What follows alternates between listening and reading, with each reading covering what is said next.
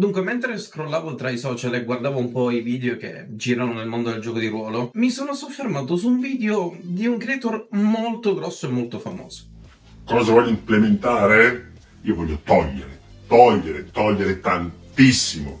Infatti c'è questa notizia che magari qualcuno ha già visto in giro, nel set introduttivo si capisce anche bene, poi magari ci faccio anche un video a riguardo, ma hanno tolto finalmente le abilità. Non volendo fare dissing, però, non mi soffermerò su chi fosse o chi non fosse questa persona. Voglio soffermarmi un po' sul concetto e su come il gioco di ruolo, nonché anche Dungeons and Dragons, nel tempo sia cambiato. Partiamo da un concetto basilare, ma che probabilmente è molto importante. Dungeons and Dragons è un gioco di ruolo, ma non tutti i giochi di ruolo sono Dungeons and Dragons. Lo so, questo sembra un'ovvietà, ma vi giuro che non lo è. Dungeons and Dragons è entrato nelle vite di tutti, delle persone che si considerano nerd, ma soprattutto Dungeons and Dragons è presente fortemente in quello che è la cultura dei giorni nostri. E Dungeons and Dragons questo lo sa benissimo. Lo abbiamo visto con gli ultimi starter kit, lo abbiamo visto anche attraverso i telefilm. Dungeons and Dragons non vuole essere un gioco di ruolo. Dungeons and Dragons vuole essere un'esperienza o un qualcosa che vuole farci vivere quello che hanno vissuto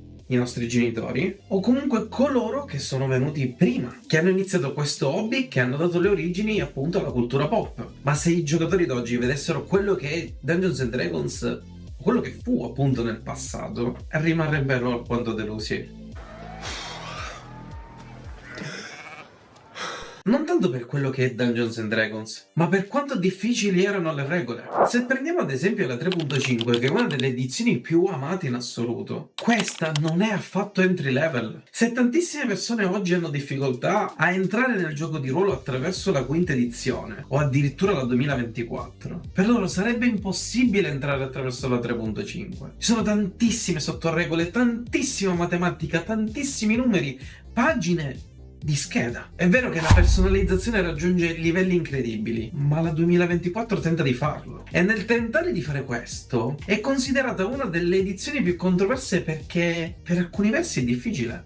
Ma torniamo alle basi del discorso. Perché semplificare Dungeons and Dragons? Perché sempre più gente vuole entrare all'interno del lobby del gioco di ruolo. Ma come tutte le cose, questo ha un regolamento, un qualcosa che bisogna rispettare e non può fermarsi al semplice calcetto del sabato sera. Cioè, almeno per me non può diventarlo. E prima si accetta questa cosa, prima si è in grado di vivere l'esperienza in toto, la vera esperienza del gioco di ruolo. Ma non è quello che vuole il dragone. Il dragone vuole che tu ti siedi al tavolo e vivi la stessa esperienza che hanno vissuto i ragazzi di Stranger Things, mentre questi muovevano le miniature, ridevano, scherzavano e vivevano emozioni. Ed è questo quello che vuole vivere la gente. Ed è il motivo per cui nello starter set sono state levate tantissime cose, modificate talmente tanto all'osso, in modo da giocare a un gioco da tavolo, non più al gioco di ruolo che conosciamo. Perché abbiamo bisogno di quella sensazione, di quel momento, di quelle miniature sulla plancia. Ma questo non è gioco di ruolo, è Dungeons and Dragons. O sempre quello che vuole farti credere la Wizard of the Coast. Perché proprio per quello che abbiamo detto all'inizio, non tutti i giochi di ruolo sono Dungeons and Dragons. E quindi non tutti i giochi di ruolo devono essere giocati come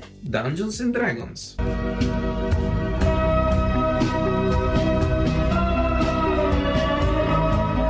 E perché questa cosa? Perché ogni gioco, ogni esperienza deve essere diversa. Quando tu apri un manuale, devi viverne il mondo, le meccaniche, esplorarle e capire che cosa stai andando a giocare. E non devi avere la balia del master che ti racconta la storiella, no, devi scoprirlo. Il gioco di ruolo è fatto anche di autori, di game designer, di artisti, e tutto questo non può essere esplorato se ti fermi semplicemente alla miniatura sopra il tavolo. Se ad esempio esplorassimo il mondo di Tenebra, il famosissimo Vampiri the Masquerade, senza la meccanica della fame o del fallimento bestiale, staremmo vivendo un semplice racconto nella quale tra di noi viviamo le avventure di persone che fingono di essere vampiri, ma è l'umanità, la bestialità interiore che esce fuori attraverso i dadi, attraverso quello che vedi nel manuale, attraverso il tuo clan che ti permette di vivere al 100%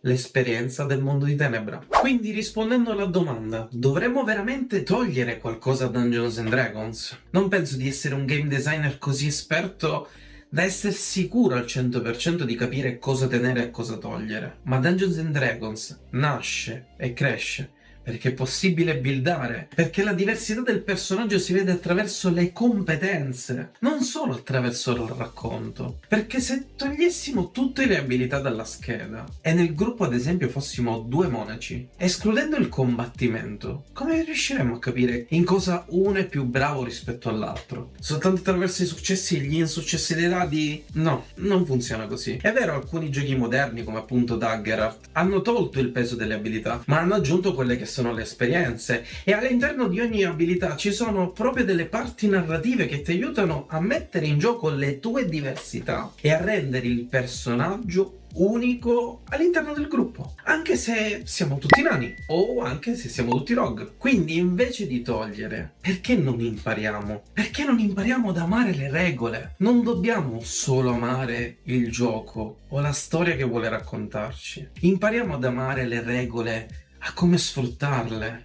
a incastrare quelle dinamiche una dentro l'altra e attraverso un tiro di dado raccontare una storia, e di non farlo soltanto attraverso la narrazione, ma anche attraverso le capacità del proprio personaggio, perché a quel punto allora cambia sistema, trova il sistema adatto a quello che vorresti fare. Ti piace il mondo di Dungeons and Dragons? Utilizza Daggerart o utilizza addirittura Nimbo. Quindi alla fine di questo discorso significa che dobbiamo lasciare il gioco così com'è, che non dobbiamo togliere regole, ma anzi dovremmo aggiungerne? No, neanche questo è corretto. Ti vedo che stai guardando in maniera strana lo schermo. La bellezza che sta nel gioco di ruolo è anche quello di poter smussare, creare le proprie regole, interpretare le regole nella maniera più corretta per far sì che possano anche star bene all'interno del gruppo, perché anche la nostra esperienza crea quello che è Dungeons and Dragons. L'importante è non snaturarlo. Basti pensare alla regola della pozione della vita. Nelle vecchie edizioni era un'azione intera, ma dato che per diverse motivazioni la gente non la usava, perché a livelli più alti cominciava a diventare inutile, o quando la bevevi dovevi sperare di non essere colpito dal nemico, si è cominciato ad usarla come azione bonus. E questo ha portato una modifica così tanto radicale all'interno del gioco che nella nuova edizione è stata aggiunta come azione bonus. Lo so, sembra che mi sto contraddicendo, sembra che io stia dicendo tutto e niente, ma nella realtà è così. Io sono una persona che ci tiene tanto al sistema di gioco che si sta giocando, che nonostante l'editing che viene fatto nelle sessioni sembra che noi nascondiamo qualcosa, nella realtà non è così. Per chi mi conosce sono uno che scassa veramente i